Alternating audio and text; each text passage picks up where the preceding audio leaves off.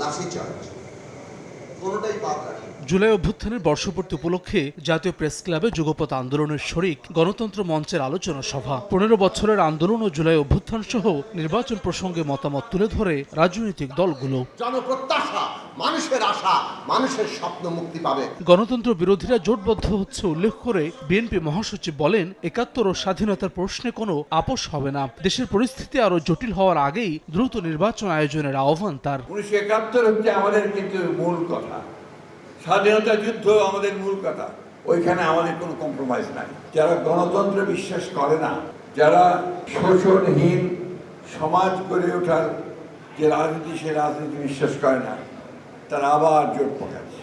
যত দেরি করছেন ততই কিন্তু পরিস্থিতি আরো ঘোরাতে হচ্ছে। আলাদা আয়োজনে পেয়ার পদ্ধতির সমালোচনা করে বিএনপি নেতা সালাহুদ্দিন আহমদ বলেন, কয়েকটি সিটের আশায় ক্ষুদ্র স্বার্থ ত্যাগ না করলে দেশের বড় পরিবর্তন সম্ভব নয়। আর আমির খসরু বলেছেন, ফেব্রুয়ারিতে নির্বাচন ছাড়া অন্য কিছু মানবে না জনগণ। ৫ই আগস্টের আগে আমরা সব এক ছিলাম, 5ই আগস্টের পরে সবাই সেপারেট হয়ে গেছে। এখন নিজেদের মধ্যে লড়াই করো, আরামে আছে দিল্লিওয়ালা। আজকেও পিয়ার করে মহাসমাবেশটা করছে। জ্বলন্ত পার্লামেন্ট হলে, অস্থিতিশীল গভর্নমেন্ট হলে নেক্সট দেশের কি অবস্থা হবে, এই সব কিছু তাদের মাথায় নেই। কোনো রকমের সারা দেশ মিলে 3 লাখ ভোট পাওয়া যায়, একটা সিট তো পাবো, এরকম একটা চিন্তায় তারা আছে। ফেব্রুয়ারির প্রথমার্ধে নির্বাচনের মাধ্যমে বাংলাদেশের জনগণের মালিকানা আমরা ফিরিয়ে দিতে চাই, ফিরিয়ে দিতে হবে।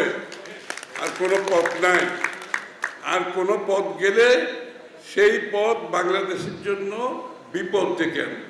এদিকে রাজধানীর কেআইবি মিলনায়তনে গণঅভ্যুত্থানে বেসরকারি বিশ্ববিদ্যালয়ের শিক্ষক শিক্ষার্থীদের অবদান ও স্মরণ সভায় বক্তব্য রাখেন বিএনপির ভারপ্রাপ্ত চেয়ারম্যান। সাম্প্রতিক কিছু নৃশংস ঘটনা সরকারকে প্রশ্নবিদ্ধ করেছে উল্লেখ করে বলেন, সরকার প্রতিশ্রুত সময়ে নির্বাচন আয়োজন ঠেকাতে কেউ উদ্দেশ্যমূলক পরিস্থিতি সৃষ্টি করতে চাইছে কিনা সে বিষয়ে জনগণকে সজাগ থাকতে হবে। ভোটের আগে আবেগতাড়িত বা ভুল সিদ্ধান্তে যেন চরমপন্থা ও ফ্যাসিবাদ পুনর্বাসিত হওয়ার সুযোগ না পায় সে বিষয়েও সতর্ক করেন তারেক রহমান। অন্তর্বর্তীকালীন সরকারের কোন একটি অংশের সহায়তায় কেউ কেউ কি দেশে উদ্দেশ্যমূলক পরিস্থিতি তৈরি করতে চাইছে কি না,